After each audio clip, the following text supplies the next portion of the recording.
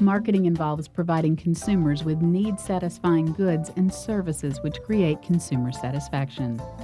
Although marketing applies equally to physical goods and to services, services differ from physical goods in a number of distinct ways. Services are deeds or activities performed by one party for another. Services include everything from receiving a haircut and having an automobile repaired, to visiting a science museum or renting a hotel room. Demand for services is high. In fact, consumers spend more on services than they do on physical goods. Services differ from physical goods in many ways. For example, services are intangible. They often cannot be felt, viewed, or tasted before they are purchased. Customers often do not know exactly what they will get from a service until they have actually purchased it. As a result, service providers such as Hilton Hotels go to great lengths to build the reputation of their brands. By establishing the Hilton brand in the minds of customers, Hilton Hotels provides a sense of tangibility to their offerings.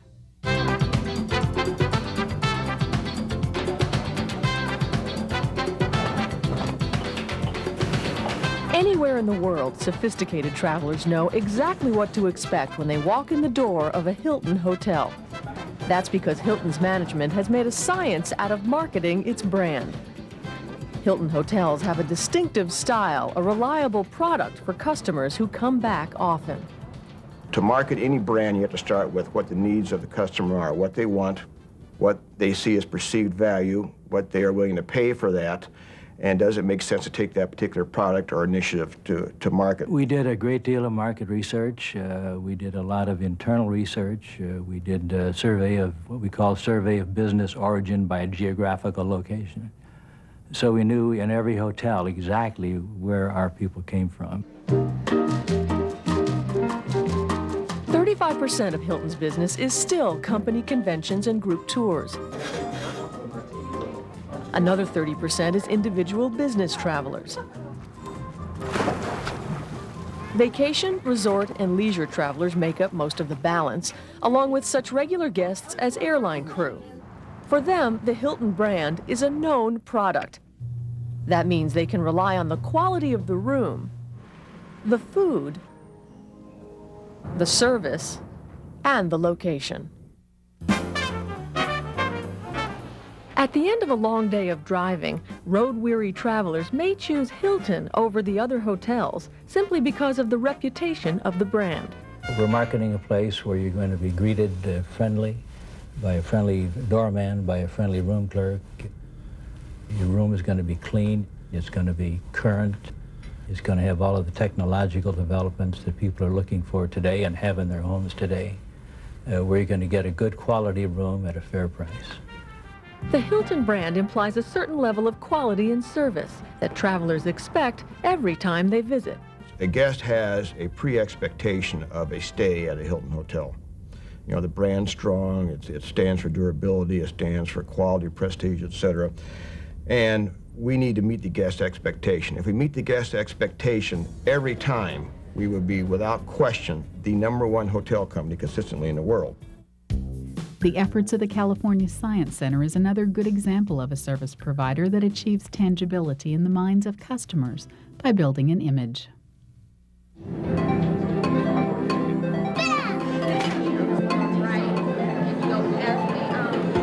The California Science Center is a family destination. It's a place where visitors, young and old alike, can see, hear, and feel that science is more than just interesting, it's fun. I love it. It's cool, amazing. It's fantastic. As a nonprofit institution, the center's marketing strategy is defined by its mission. What really is driving the heart of the marketing program is to develop messages and images that provide an unconditional welcome to people. And science clearly is at the forefront of the messages, credibility, relevancy, and having fun at the same time, and the idea that learning can be fun is embodied in just about everything we do.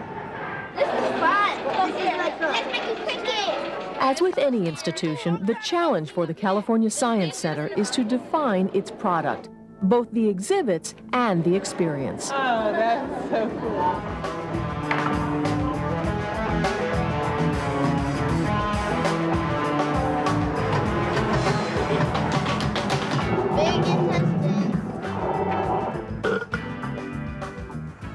It's a rich experience for the families visiting the Science Center. That's a little insect. And Abhi says clarity of vision is the bedrock of his marketing strategy. The way we differentiate the institution among the other family leisure time activities that you have happening here in Greater Los Angeles, we see ourselves as competing with the shopping malls, the local beaches, the other themed attractions, the other museums certainly, and we're looking to create a sense of a value added for a family. Families being our primary audience, we feel that we've positioned the institution in a way that families can leave the experience feeling that they've had a good time, they've had a tremendous high level of value for their time and their investment here. Black bear. Researchers continually ask guests what they like about the exhibits, what they find challenging, and whether the Science Center is a good place to learn. Visitors are also asked if they've seen the Science Center's advertising and where. The center measures its success in the entertainment marketplace in a most direct way.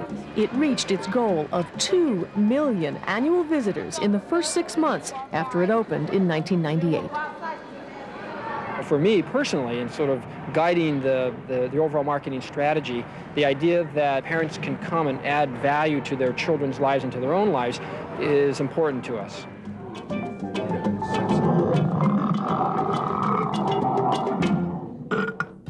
Another difference between services and physical goods is inseparability. Unlike physical goods, services often cannot be separated from the producer. Instead, they have to be produced in the presence of the customer. Let's look at an example. If you wanted to purchase a new VCR, you would probably visit electronic stores in your area. It is unlikely you would have any contact with the manufacturer. In fact, the product was most likely manufactured in the Far East, shipped to the U.S., and ultimately distributed to your neighborhood store from a warehouse. In contrast, if you were to purchase dental services, you would need to physically visit the dentist who provides the service. You couldn't just visit your neighborhood store to purchase a carton of dental services which had been manufactured elsewhere. This quality of inseparability means that service providers are usually in direct contact with customers. They cannot be located in a manufacturing facility hundreds or thousands of miles away. As a result, it is imperative that service providers achieve excellent customer service.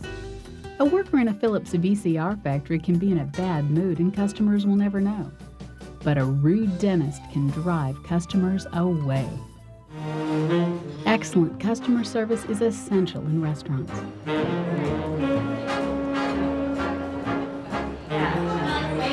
Okay. It's a tough business. About 90% of restaurants go out of business within the first 3 years of existence. A lot of people get into it thinking they have a good recipe from their mom, they can be successful at it, but it's a business with a lot of variables, and you have to have a lot of controls in place on a day-to-day basis. Plus, no matter how good you were today, tomorrow is a whole new day.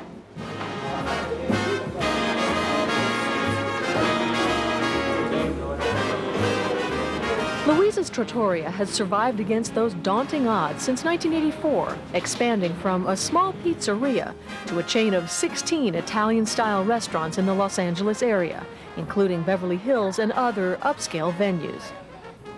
Louise's has survived by positioning its restaurants in the moderate price range. But it's not as simple as just tracking the cost of inventory and labor. Remember, they're selling service. I mean, we have food and beverage on the menu, but that's not what we sell. What you really come to Louise's to buy is an experience. So it's an intangible. And maybe they could get by with fewer waiters and waitresses and spread them a little thinner in the dining room, but consequently, the guests may not have as good a dining experience, so realistically, we'd like them to have fewer table stations and give better service.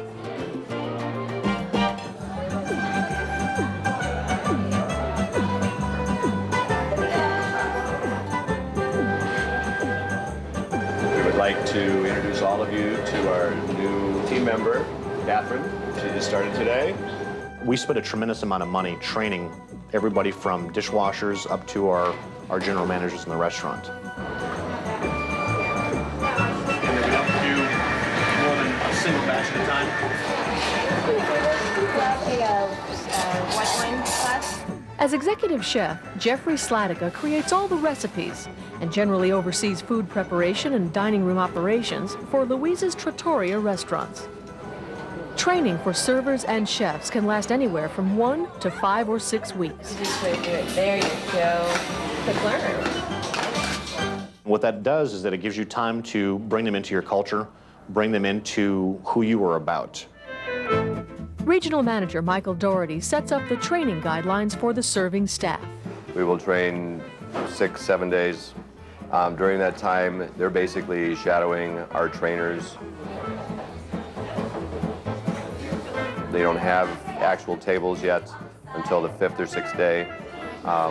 So we invest time into them. They're not productive for us yet.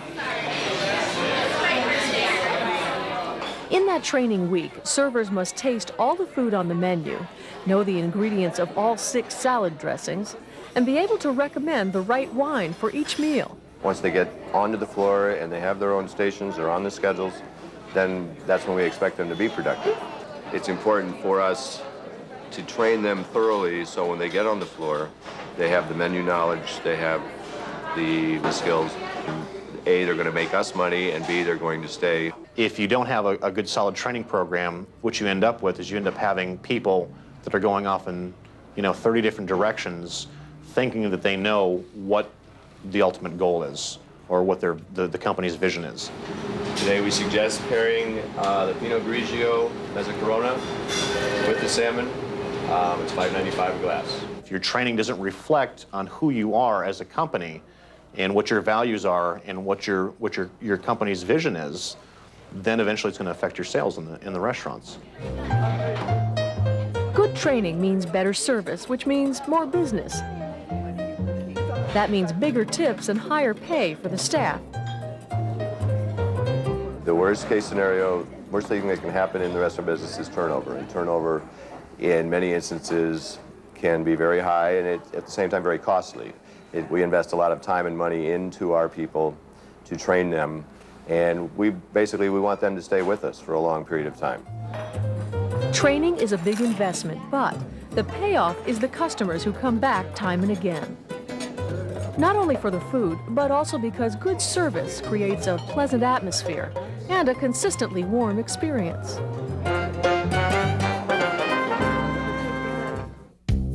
Training has been institutionalized for the Hilton Hotel organization. One upshot of Conrad Hilton's experience as his own employee can be seen here at the campus of the University of Houston. This is the home to the Conrad N. Hilton College of Hotel and Restaurant Management.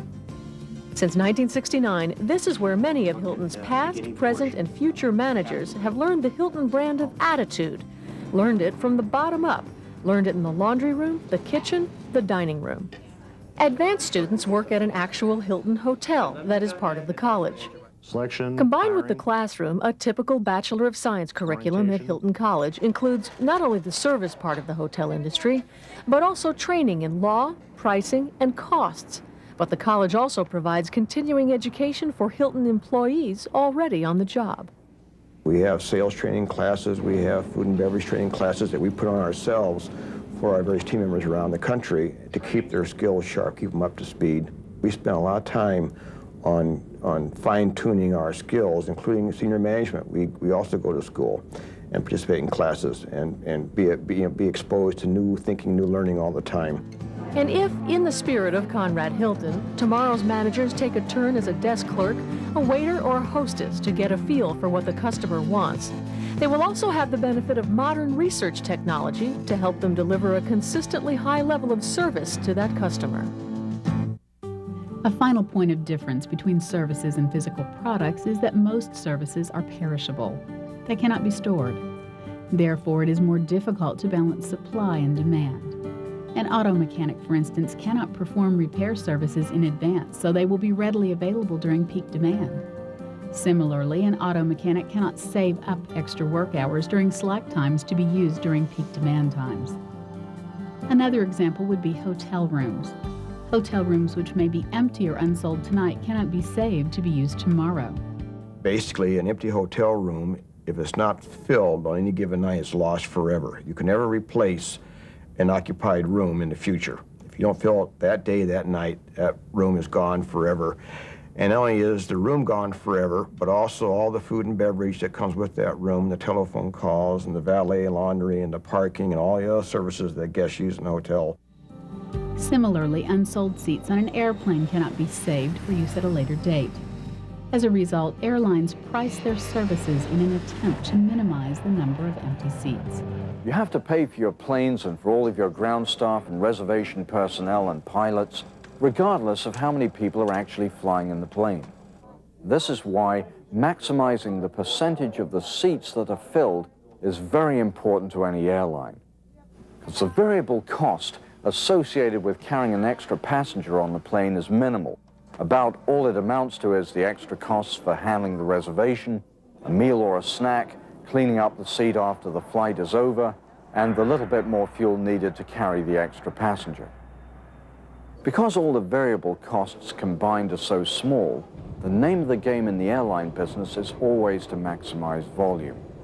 Maximize the number of seats that are filled, because once you pass the break-even point on a flight, the money you then make in profit can be very, very substantial. In conclusion, marketing involves providing consumers with need-satisfying goods and services which create customer satisfaction.